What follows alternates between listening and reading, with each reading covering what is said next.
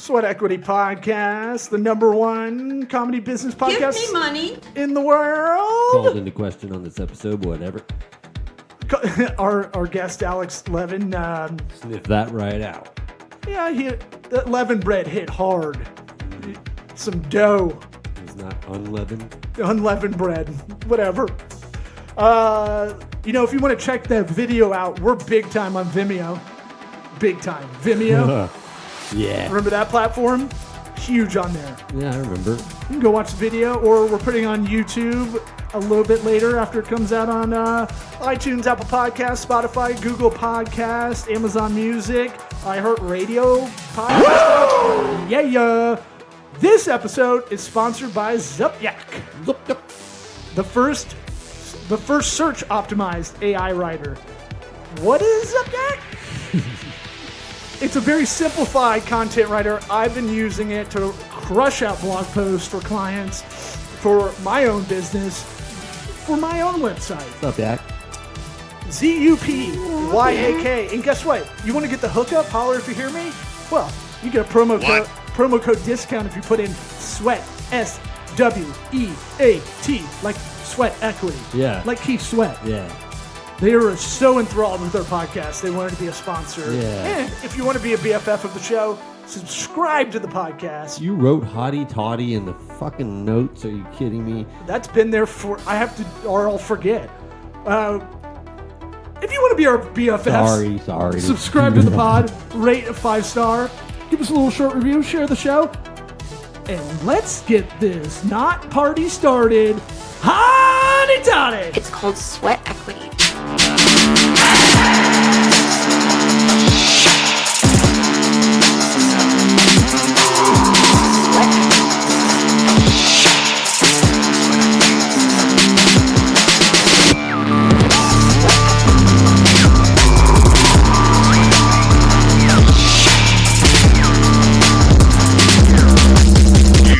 Listening to the Sweat Equity Podcast. Hey, sorry to keep you waiting. It's all right. Although we were almost ready to pull the plug. Yeah, we almost cut bait. Sorry about that. Just trying to finish the last call of the day. It's all good. But you guys are quick. Gotta get this going. So the no shirt, no sleeves, no sunglasses. Yeah. I'm sorry. Well, we're down in Florida, and our future's so bright. Sometimes we gotta wear some sunglasses, as the rappers say. Yeah. We are rolling. We don't do any kind of pre-interview or anything. We try to be efficient for our guests. Alex, why don't you tell people where to find you, what you're about? Give them your intro so we don't have to butcher it. Thank you for having me. So my name's Alex. I'm the founder and CEO of Regal, and we're a product for outbound contact centers. So we provide phone and SMS tools for outbound contact centers to reach customers, convert them, drive more revenue. If you want to email me, you can reach me at hello@regal.io or just go to regal.io and see more about Regal. Wow, giving the email out. Yeah, ballsy. It's not. What's your phone number? It's not A11 at. Oh, you do? At every company, I've also always had a at, but I sort of give a at out publicly, so I know it goes to like a different inbox. So that's not my my day-to-day email. Well, I want to hear about Regal and how you founded it and everything, and went to and lead go-to-market teams. Two questions we got to ask up front. One, have you listened to this podcast before? I've not actually. Okay, that's Perfect. normal. Yes. Yeah, people come into it blind. We're the number one comedy business podcast in the world. Yeah. Maybe ever. Or ever. Probably ever. Because there's. So this is like when I go talk to my mother-in-law and she says she won a triathlon. And I need to ask her, was she the only one in her age group for the triathlon? Are you guys the only one in that category of comedy business? Did you go to Harvard or something? Oh, man, you're a genius, dude. Like when my father says he got second and I go, were you playing tennis? Like, is it that kind of competition? Right, exactly. Yeah, exactly. There's no one else in the genre, but we are a category killer. Yeah, most people don't like to dive in like that and call us out. They just let it slide. They assume I was there's trying to be a competition. little bit nice. No, I appreciate it. Good. My mother-in-law. look, man, We love it. he didn't get to where he is by not thinking like that. Right. The other question we ask everybody that comes on for the first time, what advice would you give your 13-year-old self? Ooh, yeah, that hits you hard. You didn't think you thought life we were just a bunch of Florida hicks coming on. Yeah. My founder is a Florida. My co-founder is a Florida hick. I shouldn't call her that. But you Well, we're cut off T-shirts and everything. You think it hit you hard, man. It got you right in the soul. Yeah, what advice would you give your 13-year-old self? It can be anything, but you travel back in time. You're in a Bill and Ted's Excellent Adventure telephone booth. You come out, you grab yourself by the lapels. I'm wondering, should we be putting a time limit on this question for people? Like, you only have 30 seconds. No, I don't know. I'm vamping. I'm vamping so he can formulating. I'm vamping a little bit so he has a little time to What do you think I was doing? I know, but I remember being that age, and it's just you have whoever you are, you're in a phase where it's so awkward, and there's so much like pressure on yourself to go and do things, whatever it is, that you like in life, that you want to do in life. And I think, like, looking back, I wish I had known that sort of the process matters more than the result. As long as you're going and doing things and, learning about new stuff and making sort of new friends and moving forward, like, you're going to be fine. Like, this idea that, like, a door closes and my life is over is just not real. Like, one door closes, another one opens. Everything's fine. Like, I've made enormous mistakes in my life, but in the end of the day, like, you get through it and it's fine. And I think as a 13-year-old, like, you just don't have the perspective to understand that. And, as you get through life, you realize, like, yeah, it's not, everything's going to be okay. So that's your answer to yourself? That's what you're going to tell yourself? That's what I'm telling myself, yeah. Good. Well, you speak you. So I guess I would be like, that's a lot of information. I don't know what any of this means. What? Coach is 13-year-old. Well, were you entrepreneurial as a kid? What kind of family did you grow up in? What was the environment? Yeah, I mean, my father ran a small business, so that definitely gave us a lot of perspective at the dinner table of sort of, buy low, sell high, like what actually happens day to day, like the ups and downs and hard parts about running a business. We had little things that we did on the side, but never started a real business for sure. And then I went to work after school for tech businesses. I think I understood pretty early that there was something magical in tech businesses where you can have a very small group of people building something, doing something that impacted a huge number of people. And that's the sort of leverage of technology, right? Instead of having to go and install Windows in every single home, which is hard to scale, by using technology, you can instantly go have impacts on lots of people. And so I've been through this now a couple different times. And then this is actually the first time my co-founder and I are the founders ourselves. And so while we've seen it and we've been sort of number two, we've never actually been in that seat. And that's a whole other experience. Yeah, you were a product manager at Reuters, right?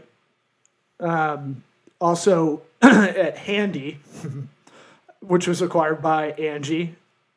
Angie's List. Handy the no, not the Handy you use, not that app. No, the food stores. That's the Jack Shack. The food app. Stores, like Handy. How many bad Handy jokes have you heard? So, yeah, part of this that's very amusing. So the founder of the company was Irish. And when he was getting married, he decided to do it in Ireland. So all of us flew over there for his wedding. And we're getting in the car and telling him where we're going and what we're doing. And the taxi cab driver was like, seriously? Like, that's the name of your company? So, like, first of all, like, they all, like, love that joke. But even worse is, the company became successful in the States. And anytime they wrote about him in Ireland, they'd always say, oh, so-and-so runs this big company that, does handy jobs and like independent jobs. Also, and so his grandmother was convinced, first of all, that he was either some sexual deviant or that he was like the world's greatest like tinkerer and handyman. She didn't understand he ran a technology business that like served all these customers. So like people had a very weird impression of him. Yeah, no, I mean, I love the name has sticking power. Yeah. Stick to the page power. I feel like I wrote about 10 of these. Oh, my brain hurts. I wrote about 10 of these. We bought a domain actually from a German company. Doesn't do what you think. They sell cell phones because in Germany a handy is a cell phone. Interesting. Oh, I'm going to use that. Yeah, I mean, yeah, you went to Germany, which is probably sexual deviant capital, maybe Japan, I don't know. Sure, yeah. Also comedy. They love jokes. Oh, yeah, real good crowds. Real just, boisterous. I don't think they get sarcasm, from what I understand. No, they don't. No. Robot people. Yeah, Yeah, but that was a whole experience is going to buy that domain and sort of the process of going through that. tell us about it. We got time. Well, I mean, you can imagine, I guess, a little bit, right? So to your point, we at the time didn't own the domain and had to start figuring out who owned this, and like everyone assumed it was pornography or something like terrible, and it turned out it was the cell phone company, and we had to like explain to them why an American company that had nothing to do with cell phones and they thought was probably something to do with sexual deviance wanted to buy this because we did it anonymously. They didn't know what our company did, and so I think they were worried that they were going to sell it to somebody who's going to create a very strange website. I'm curious, what was the price tag on it? Because the domain brokerage thing is kind of interesting to me. I feel like it's cyber squatting of sorts. A lot of people are doing. For sure. Yeah, it can be. I can neither confirm nor deny exactly the amount, but assume it's between $500,000 and $1 million for a domain like that. Ooh.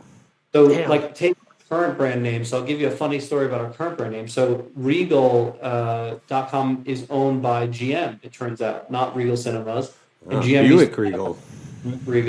And I emailed them at some point and said, hey, we'd love to have this domain.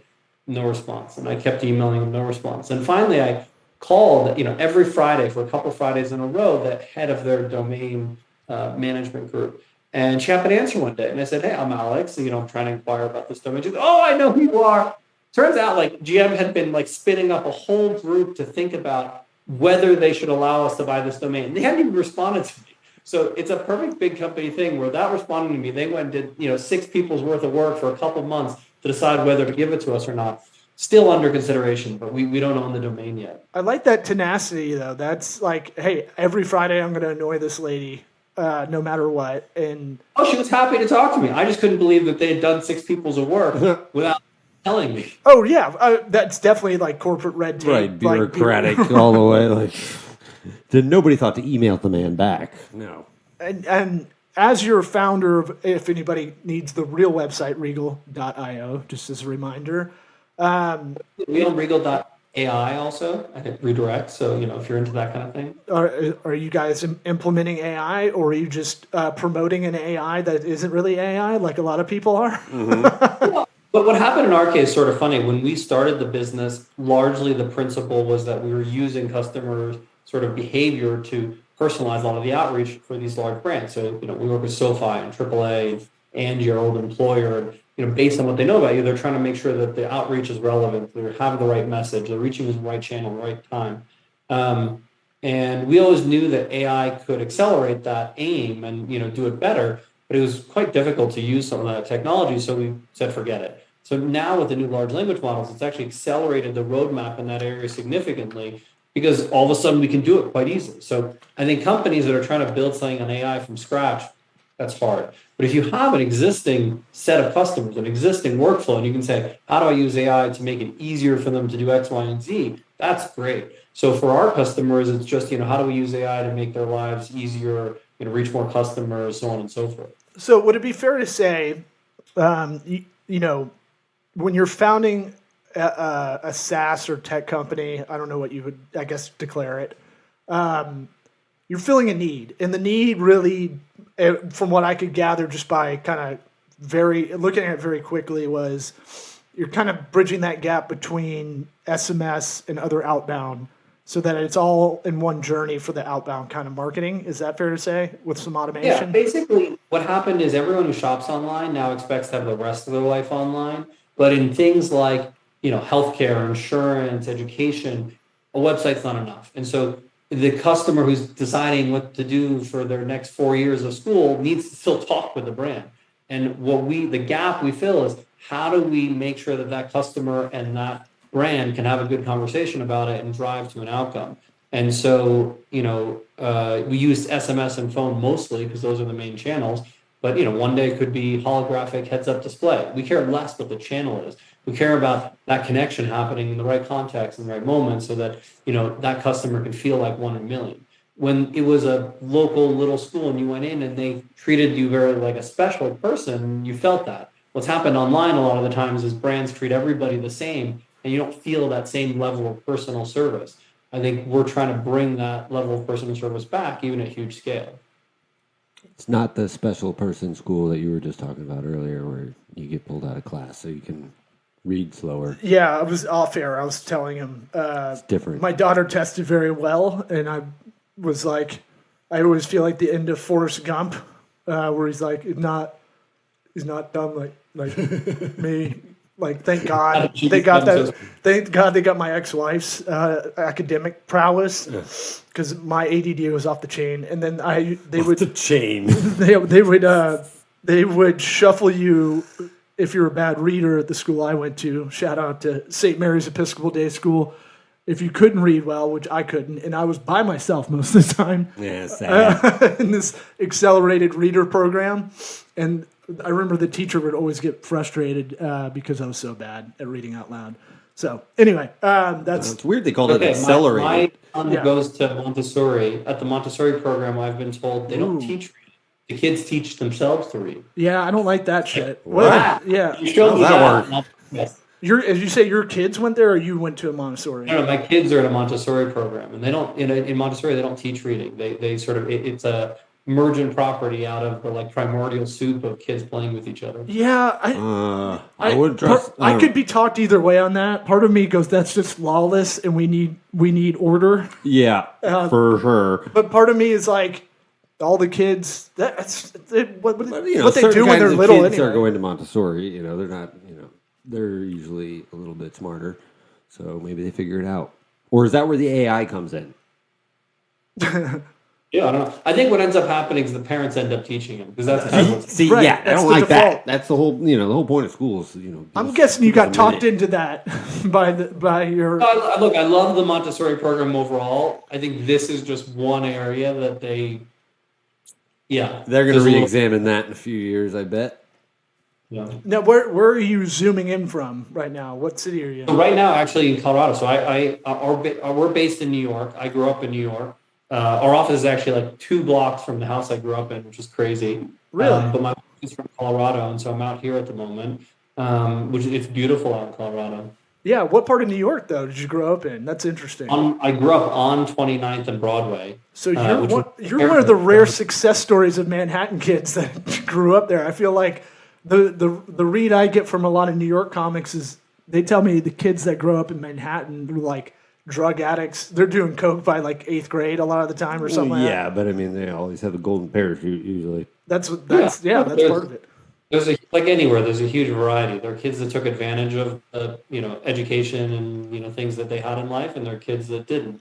But I think what's wild is literally our office looks into the apartment I grew up in. That's wild. Oh man.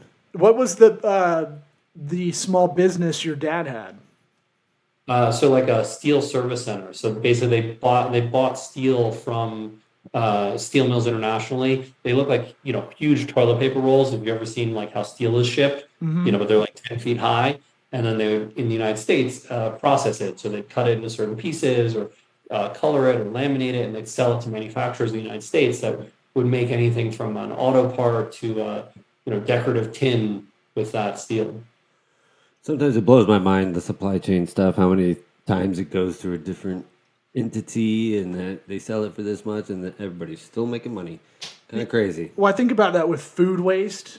Yeah. When your kids waste, they're the biggest perpetrators of wasting food. And so it's I try to explain to them, it goes through all these things to get to here. Right. And if you can please eat it, because this is the thing that's actually good for you and not gushers, right. Even that has its own. So what's shocking to me is on one side how incredible it is that they can give you fresh fruit any day of the year. But on the other side, why they can't make a tomato that tastes good 24, whatever hours a day. Right, but you got it quick. You got there quick though. How can they not there's a month period every year that just ended where tomatoes are incredible, and then the rest of the year tomatoes are terrible. So somebody just needs to solve this problem and make a real tomato every month of the year. I agree. I hate tomatoes too. I don't like them on my burger. It gets in the way. Why do you like tomatoes? He didn't say he hates tomatoes. I'm saying 11 months out of the year, he's not a fan of them. And yeah, but he's still buying them. I don't know. Tomatoes a little overrated. If I'm doing a vegetable chart, They won't be on it because they're not a vegetable. Yeah. Idiot. So, if they're fruit, you're right. If they're fruit, pineapple's number one. If we're gonna let's do power ranking. Okay, mine's mango. Mango's first for me. Mango? Yeah, hell yeah, mango. Alex, what's your number one? I'm on his side on this one. Mango? Hell yeah. Unbelievable. Yeah, dude. Mango's the best. What are you talking about? Have you had a good mango? Have you had pineapple? Yeah, pineapple's, it's up there. I like pineapple. Number but one. Not as much as mango. Mango. Pineapple does weird stuff to your taste buds and I don't know. Oh, what? You mean it makes it flavorful, radiant? Yeah, sure. Not as much as mango. Mushrooms, high, good. Yeah, right. I don't want to get mushroom high off of pineapples. You didn't think we're gonna have to rank your favorite fruits, did you? This is what you went to Harvard for. So back to Regal. What's your why? What are you passionate about with this company? Because it's a way different experience when it's your baby.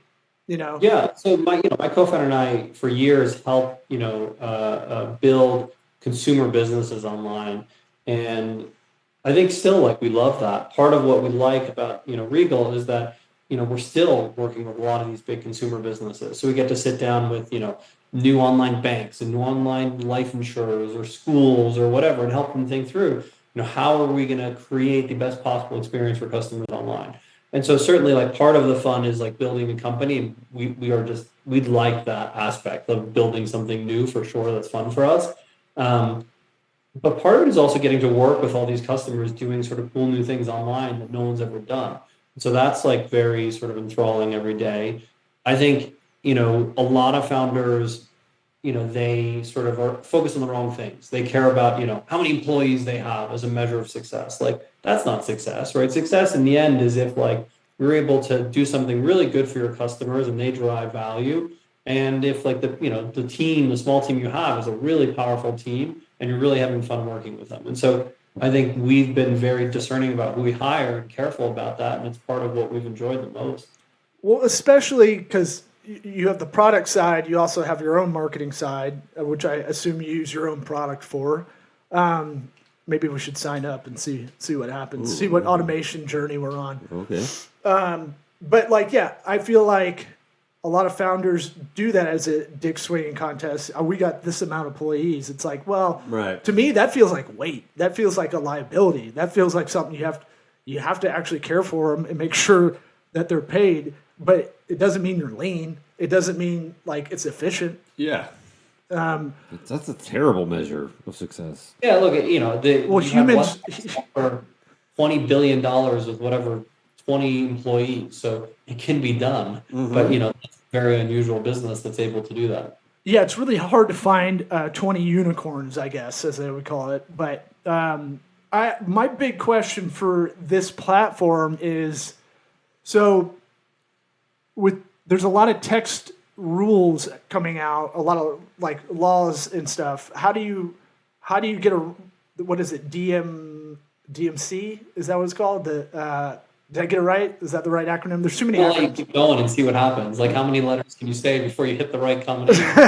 Well, so there's a couple. There's the TCPA is the rules around making sure somebody gives you permission before you start sending them texts and calling them. And then there's the federal do not call lists, which you can put yourself on if you don't want somebody to cold call you. So there's a number of different rules. By and large, though, we're not anywhere close to the gray area. So there are companies historically that would basically buy your phone number, do all kinds of terrible things. We have not touched that business. We work with brands where customers are coming to them. They come with intent, and they allow. Take AAA as a good example, right? You're becoming a member of AAA because you see value in this. It's pretty exclusive. Now you're a member, though, right? There's millions of other members. And so, if every time you call, they don't remember who you are. If every time they call you, they go, oh, wait, let me read you the same script I gave everybody else. If every time they call you, you go, I told you last time I have a truck, not a sedan.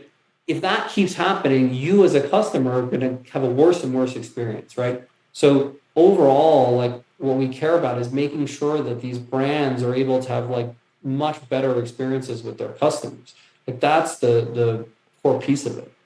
Yeah, so that anybody that is talking to them on the phone, it gives them the cheat sheet of like, okay, I know all. I just had I got a bunch of IKEA stuff, right, and it was all messed up, probably from shipping, and so I had to get on the live chat to do it. Hung up on me, like the live chat hung up on me. It was like, ooh, we're experiencing bear stuff. Stuff that's terrible. And I had to download the chat. I had to copy and paste it. I had to do this 5 times. Oh, that's the worst. You just got to keep typing. No, and then, I've learned to just copy him. Then they got then they go, oh, we're out of stock. We can't send you replacement stuff. You have to talk to us in 24 hours. I'm like, can't you put me in the queue? Already hung up. Can you just make a note on your end, maybe? For a long time, companies believed, and I was taught this for years, that customer service was a cost center. And the goal was to digitize as much of it as possible. And then when you tried to reach them, deflect the inbound and push you into other channels that didn't require humans. And that was the goal. And I think what companies have realized is you can't keep going in that direction, right? All that does is degrades the customer experience so much that in the end, the customer wants to leave.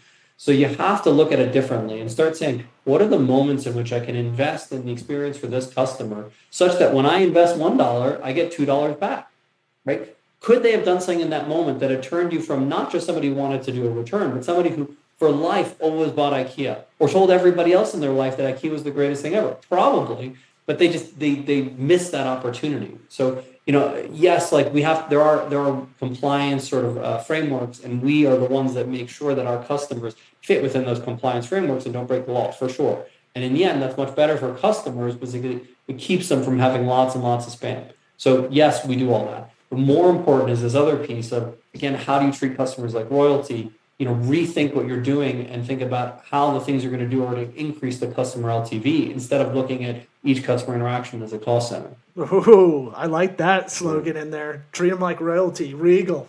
I got it. Mm-hmm. Now you got it. Now you know where the name came from. Now I get the crown on the lady. Conferences, we have the crown, the capes, and like there's a step and repeat and the whole thing. Well, it says you just have a benchmark study. I see this in the announcement bar on the top of your site. It says Regal delivers 547% ROI, which is amazing. Very girthy. It tells me we should charge more. That's what it tells me. I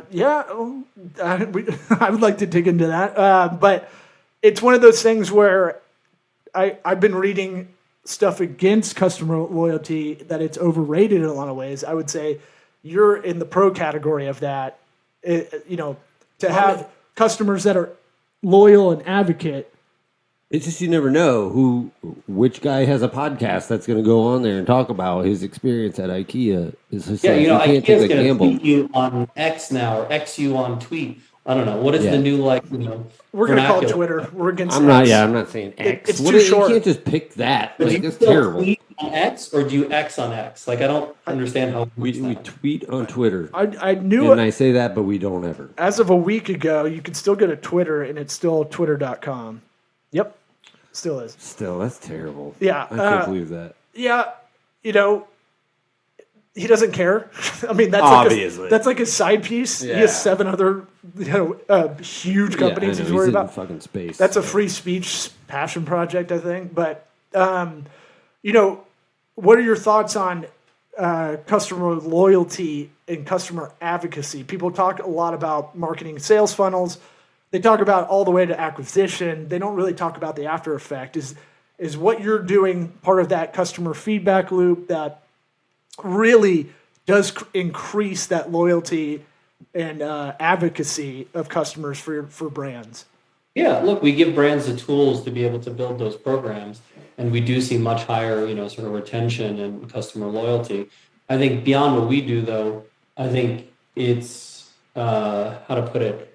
The customer expectation around advertising has changed drastically, right? They don't want a big brand just telling them what the brand thinks, right? They don't want the brand coming in saying, hey, buy Target because we're Target, right? They much prefer somebody that is in their social group or friends of a friend, right? So like relatively close to their social group who says, I went to Target. I had this experience. Here's what it meant for me. And, even though that's a paid influencer, all of a sudden that feels much more authentic to the customer and it leads to much better engagement. So I think that shift from a world where advertising just spoke at people to this sort of way of sort of it being more ingrained in your life. It's even, it's an SMS, so it's more personal, right? It's, in Instagram, within, what your friends are doing. I think like that's a big shift, and some brands are doing that well and making sure that they get more people creating user-generated content, Target being one of them that tends to do it well. And other brands are, not taking advantage of it, and, maybe Bud Light being an example of somebody who did it really wrong and it's crushed their business. Yeah. Well, yeah. That one's the funniest to me because they make fun of Anheuser-Busch or InBev for that gaffe, and it's like, then they threw the what was it? The owner of the agency that they hired, and she was like, "I thought this would be like cutting edge," and they're like, "Wow, you've never had a Bud Light in your life. Like, you're not the demo."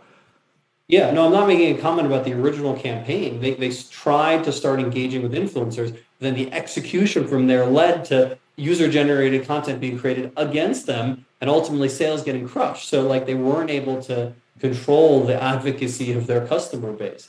And so I think like, these brands that are smart today are shifting from, sometimes it's called shifting from sort of rented media to owned media.